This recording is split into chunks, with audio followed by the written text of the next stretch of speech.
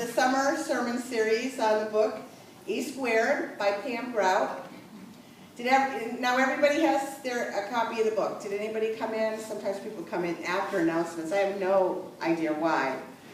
But everybody has the book? That was a joke. They say, okay, the service starts at 10:15. I'll be there. Well, this is a very hands-on, practical book, as most of you probably realize by now. It's all about my thoughts create my reality, the title of the series. Through the practice of 9 do-it-yourself experiments, energy experiments, actually. In the first week, the assignment was experiment number 1, the Dude Abides principle. This past week, the assignment was experiment number 2, the Volkswagen Jetta experiment principle. And this week, the assignment will be experiment number 3, the Albert Einstein principle. Did I say it right? Yeah. And the good news is that most of these experiments just take 48 hours. So if you're joining us for the very first time, you still can catch up this week with all 3 experiments. And actually, the experiment we're going to be doing this week doesn't even take 48 hours. You're going to witness that a little bit later in the talk. Now, the number 1 experiment, the Dude Abides principle, proves that there's an invisible energy force, a field of infinite possibilities, a field that Pam Grout refers to as the field of what? Potentiality. Or as many of us like to say in unity, the omnipresent, everywhere present God. You know, this very first experiment proves the first core belief of unity. It proves that God exists. It proves that statement of faith that we say every week in this church. There's one presence and one power in the universe and in my life. God, the good, omnipotence is really what we should say, but it was written omnipotent. And the second experience, the Volkswagen Jetta principle, proves that you and I impact that field of infinite possibilities, that field of potentiality, this everywhere present God. And we draw from it according to our beliefs and our expectations, which is based on the third core belief of unity, which is the law of mind action. Thoughts and feelings held in mind produce after their kind. So we're really, in a way, studying the basic core beliefs of unity this summer. You're going to see that when we get into experiment number 3, that that's all about core belief number 2, the divinity of humankind. But going back to this experiment number 2, based on the law of mind action or universal law, another more popular way to refer to this is the law of attraction, right? Like attracts what? Like. In experiment number 2, you and I had a chance to test the premise that what we think about, what we focus on, what we look for in this field of potentiality will come to us in abundance. So let's get to the lab results, shall we, of experiment number 2. I'll give you my report first. And then, like last week, instead of Alfredo, I'm going to have Kathy go around with the microphone for anyone who wants to give their scientific report. Now, I had a little bit of trouble getting started with this experiment. I kept saying every day, I'm going to start counting green cars, start looking for green vehicles, and every day I would forget to do it. And I really learned something about myself in this experiment. Actually, I didn't learn it. I've always known this. I am not very aware of my environment. I am not a detailed person. I'm not a sensing person in the sense of having that my 5 senses take in information. I do it more intuitively. And some of you know the story where I lived for 2 years in a house out in Leominster, in somebody else's house, and towards the end of those 2 years, I was sitting in the living room and one wall was painted blue and one was kind of a off-white.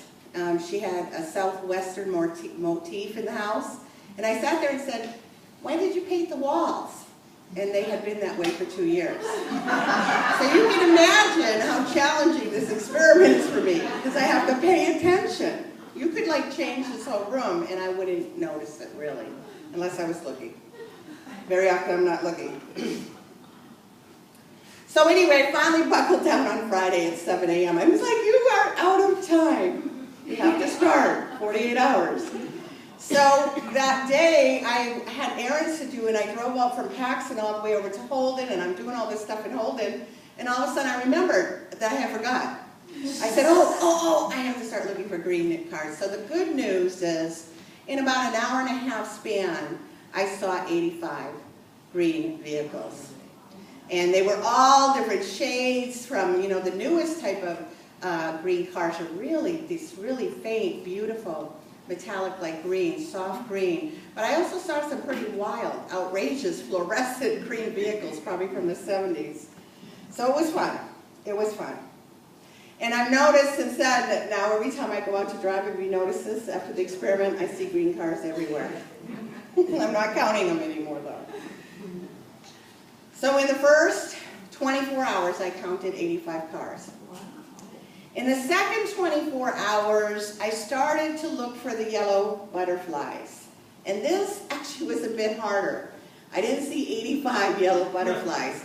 Actually, I'd only be reporting a couple if it wasn't for Facebook. Thank you for all your enthusiasm. I mean, I kept going on people's walls and on all over the place, and there were a lot of yellow butterflies. And I was able to count up to 18 as of last night. But then a really interesting thing happened for me this morning. I woke up at 5 a.m. and I'm sitting at my desk and I'm thinking, boy, wouldn't it be nice just to get one more yellow butterfly of 2 more hours before the experiment's over. 9 a.m. would have been the completion of the 24 hours. And so I'm just sitting there and my eyes fell on the Unity calendar to my right, and there were like 3 children in the picture for July. And all of a sudden this thought flashed across my mind. I wonder if there's a picture of a butterfly in August. And so I just went over and I tentatively, you know, lifted the page just thinking, well, you never know. And this is what I saw. A butterfly with yellow stripes on a yellow flower. So I have 19 to report.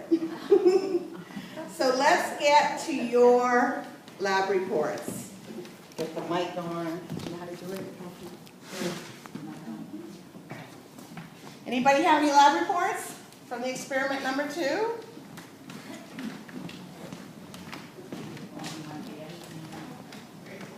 Well, I came up with, Please stand up. Speaking to the mic, yeah. I got 60 butterflies and 60 green cars and 5 butterflies. And I believe the reason I only saw 5 butterflies because it was pouring out on the last day of the 48 hours. Mm-hmm. But that's my testimony. That's more than I saw off of Facebook. I didn't have Facebook. But I started right out of the back on Sunday to count the cars, and I found 12 on Sunday, and because I went to work. And during the week, I started, you know, looking for it, and so I went to 40. I stopped because it was so many different colors, different shades, and I count 2 yellow butterflies in my butterfly bush in my house. They were big, so beautiful. I took pictures of it. Yes. Beautiful.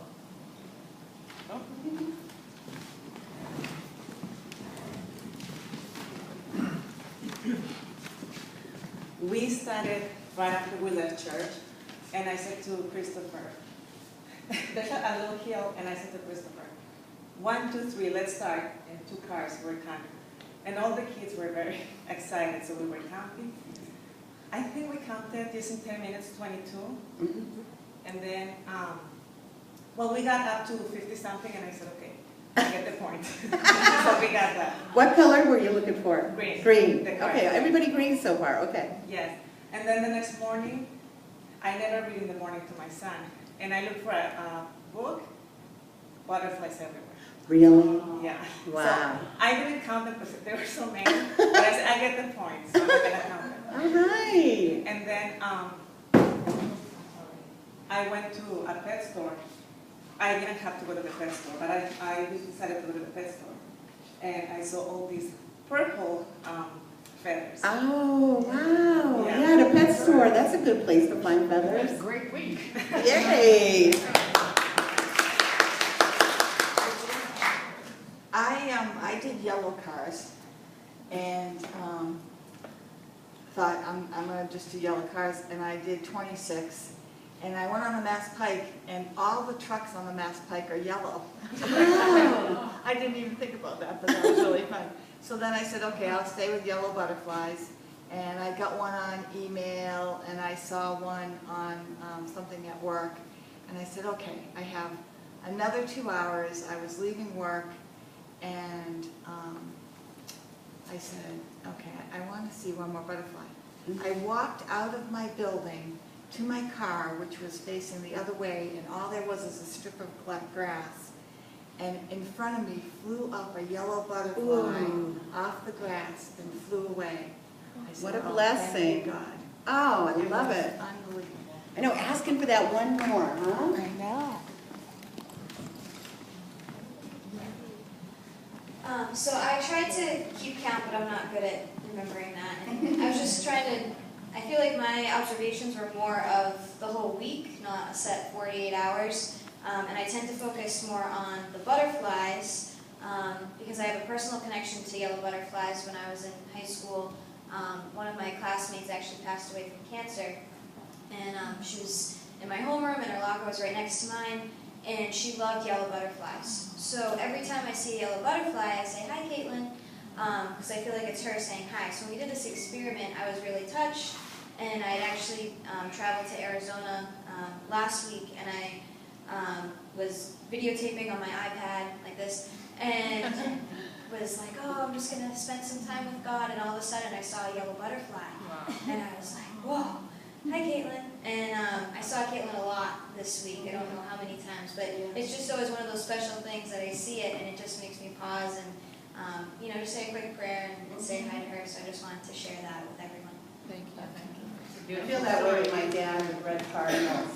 I bet a lot of us have connections with people who passed over and things that we see here. Hi. I saw so many green cards that I just stopped counting. As soon as I got out of here, I started, and there was just so many. As far as the yellow butterflies, I was really skeptical at first, because I said, I haven't seen one in so long. What are the chances of me seeing one now? And I have a little plot of grass, and I live in an apartment. I have a little plot of grass, and I have my chair right there. So I was sitting there, and it wasn't a gigantic yellow butterfly, but it was a little white moth.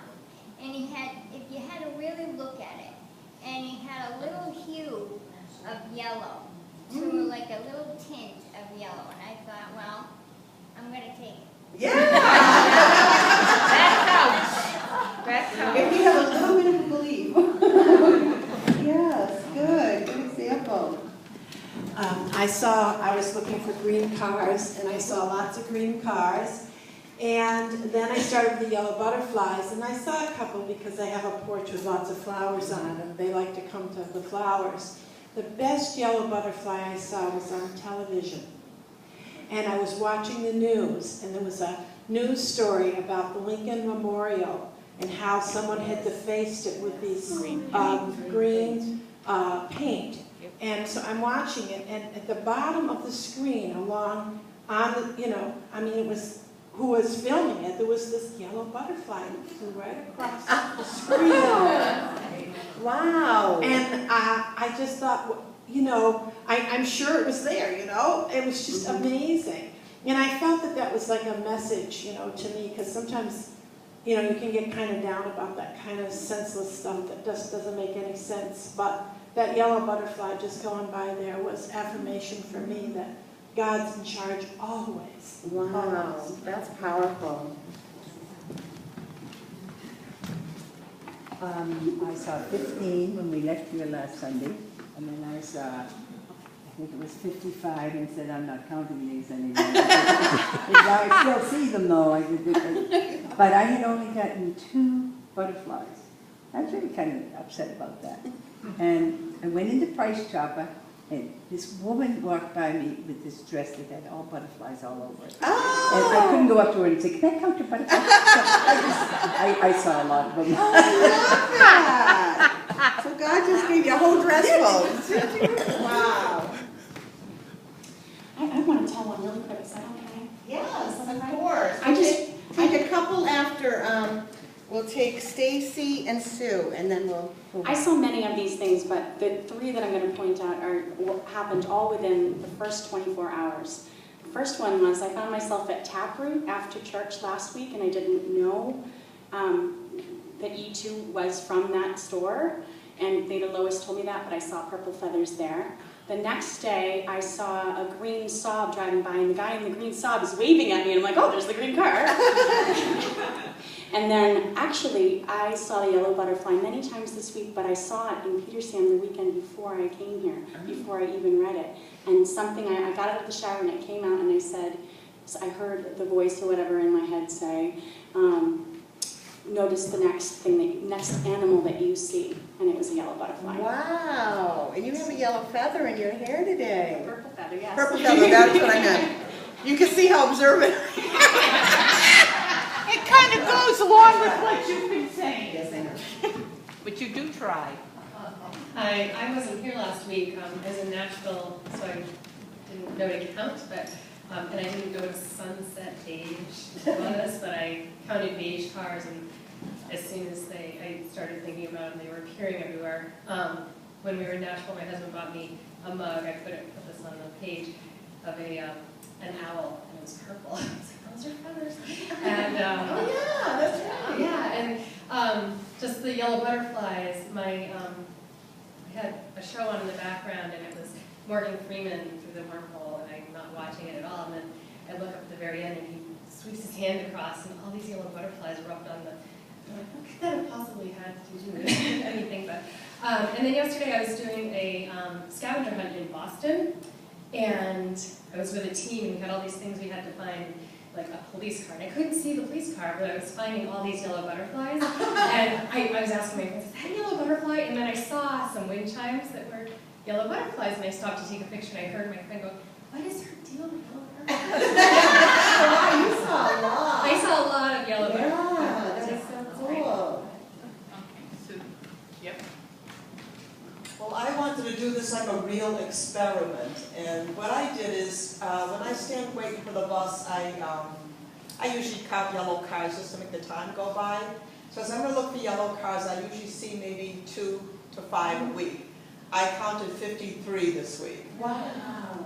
And instead of yellow butterflies, which I see so many of them because I'm always out in the woods and everything, I'm going to look for small change because I don't usually find that much in the summer. So what I did is I spaced out all the, during the week, 4 hours a day for 6 days, and that's what I did with the cars and the small change. And I says, it's got to be at least 10 cents, because then I know there's something. And almost every day, every day I went out, I'd find either a dime or a quarter, or, I'd walk up the street and there's like 10 pennies right in the gutter. It was just amazing, but next time I'm asking for dollar bills.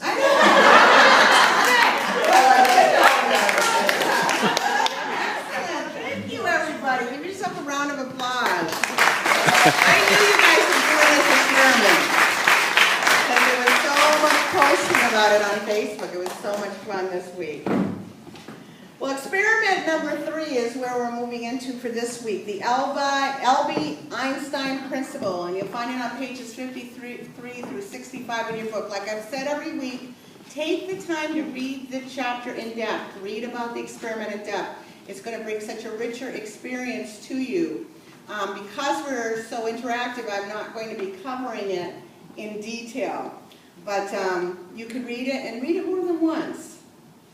Now this experiment is going to prove that you and I too are fields of energy. just like the field of potentiality, just like the field that we call God. And like I said, this is right in alignment with core belief number 2, isn't it? That core belief where we say we're created in the image and likeness of the Most High, that we all have the power of the Christ, of the divine within us. As our co-founder Charles Fillmore used to love to say, and I said in my meditation, that we're spiritual beings, having a spiritual experience, living in a spiritual universe governed by spiritual law. Get it right. We're spiritual beings living in a spiritual universe governed by spiritual laws. Camp Grau presents the concept as you and I are energy. Energy beings. Let's look at what she has to say about this on page 54, if you have your books. Under the whole truth and nothing but the truth. So help you God. What Einstein discovered, and what that famous equation E equals mc squared means, is that mass and energy are basically 2 forms of the same thing. Energy is liberated matter, and matter is energy waiting to happen. There's a huge amount of energy trapped in every living thing. You, making the assumption that you're an average-sized human being, so that means I have even more, contains no less than 7 times 10 to the 18th, I don't know how to say this, Holes, who's a scientist? Joules, of potential energy. That may not mean much to you now, but let's pretend you want to make a point.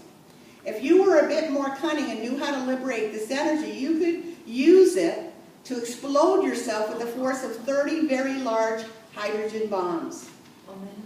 In other words, the material world is nothing but dense energy patterns. Scientists put all of these subatomic particles into a particle accelerator, collided them, and ultimately discovered that there's no particle at the source. It's all pure, unbounded energy vibrating so fast that it defies measurement and observation. So despite how it looks to the naked eye, you are energy. Now, I had the privilege when I was married to a high particle physicist who got his PhD in physics and went and did his postdoctoral work at CERN over in Geneva, Switzerland. I lived there with him for a period of time, and he worked in the place where they did what is exactly described in this book, and they're still doing over there. It's all very exciting. So let's go to page 56, about 2 paragraphs down, because how does this affect you and me? What does this have to do with you and me? You may not be married to a physicist.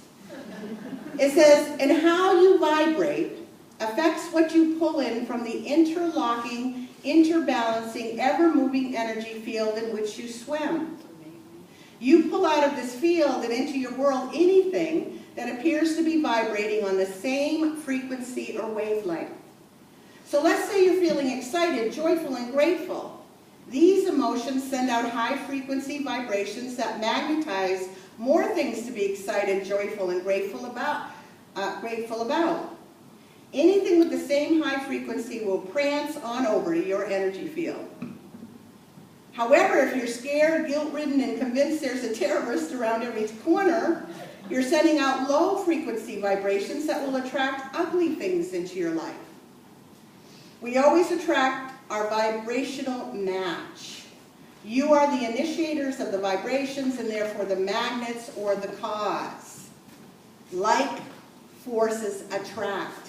It's a classic rule of physics. So this week we're going to experiment with that classic rule of physics. In this experiment, you and I are going to prove that our thoughts and feelings also create energy waves.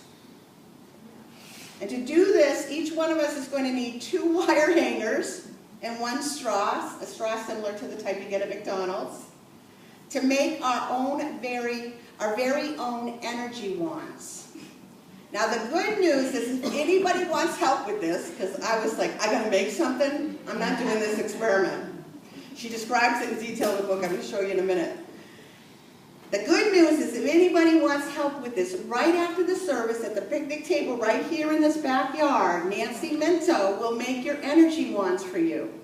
We brought in a bunch of wire hangers and straws. I did send out messages, how many of you got them, to bring in wire hangers, if you remember, because I only had 22 hangers that I could pull together quickly. But, you know, those of you who would like some assistance, we will have enough hangers, won't we? The universe will provide.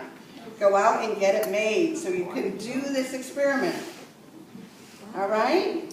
So let me read the experiment on page 63 to you, and then I'm going to demonstrate it. Okay? This is about 3 paragraphs down. In this experiment, you're going to prove that your thoughts and feelings also create energy waves. Here's what you do. Get 2 wire coat hangers, easy to obtain in most any closet. Like so many of you guys told me, I don't have wire hangers anymore. They're all plastic. That's true. Untwist the neck of each hanger until you've just got 2 straight wires. I will say, Nancy and I discovered, because she made my energy wand, you really do need a wire cutter. You need a wire cutter to do this. She didn't put that in there. So anyway, you do that. These are your Einstein wands. Or rather, they will be, when you shape them into an L, about 12 inches long, the L. For the main part, I should be showing this. And 5 inches long, 12 inches long for the main part, you see that? And 5 inches long for the handle. Cut a plastic straw in half. You can score one free of charge at McDonald's. Slide the handle that you just bent inside the straw. It'll make your wand swing easily. And then bend the bottom, at the very bottom, bend the bottom of the hanger to hold the straw in place. Now pretend you're double-fisted, like a gun-slinging Matt Dillon from Gunsmoke, with the wands held chest high at about 10 inches from your body. They'll flap all over the place at first. Like I said, you're an ongoing river of energy. So give them a few moments to settle down. And once they've stopped flapping, you're ready to begin the experiment. With your eyes straight ahead, don't close your eyes. With your eyes open and straight ahead, vividly recall some very unpleasant event from your past. Depending on the intensity of your emotion, the wands will either stay straight ahead or will point inward, tip to tip. The wands are following the electromagnetic bands around your body, which have contracted as a result of the negative frequency generated by your unpleasant thought and emotions. Now make your frequencies turn positive by thinking about something loving or joyous. The wands will now expand outward as your energy field expands to your positive energy flow. Okay, now keep your eyes straight ahead, but focus your attention on an object to your far right or far left and watch your wand follow your thoughts. The more you play with this, the more adept you'll become at feeling the vibrational shift as you change from one frequency to another. So here we go. I don't want to break the flowers. I'll speak loud, okay? So it's important to hold, you got to make them first. Important to hold, remember how he said it's going to go crazy, they're going to go crazy when you first do it? Hold the straws, not the wire, so they can move. Oh my God. So you got to center yourself so they calm down. I got to center.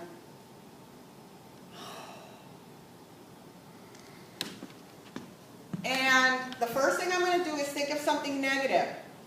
They're either going to point, they're going to continue to point forward or come and tip together in the middle. You know, the tips will come. Okay? My eyes are straight. I'm like Matt Dillon with guns. 10 inches away from my body. Don't laugh, because I got to think of something negative. Okay. Oh, sorry.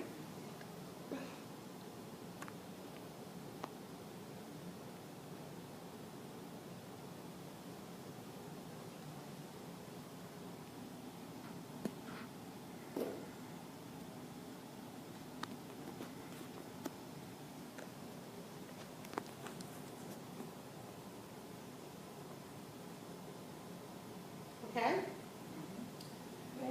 Okay. So I was thinking about my cat the other day, killed a mouse right in front of my face and then ate it, crunch, crunch, crunch. And it really, really upset me. So that's what I was thinking about, okay? to the best of my ability.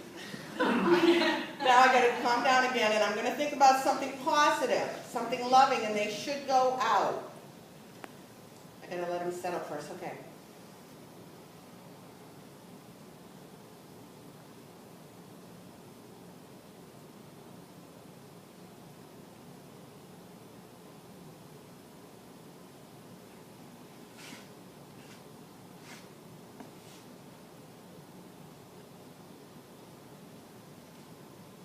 How's it doing? Okay. Yep, It's kind of hard for me, you know, but I could do it easier at home. I was thinking about the day I got ordained, realizing a lifelong dream after 30 years, from age 12, and then I got ordained at 42. Now I'm going to focus on an object to my right, my far right.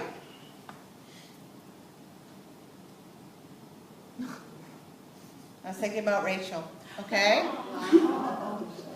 Okay. Now I'm going to think about an object to my far left.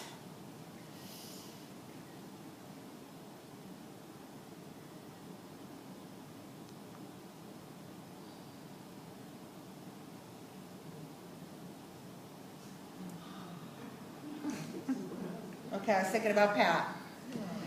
Okay, so like it said, you know, experiment with this. Have fun with it. Know that you are beings of energy.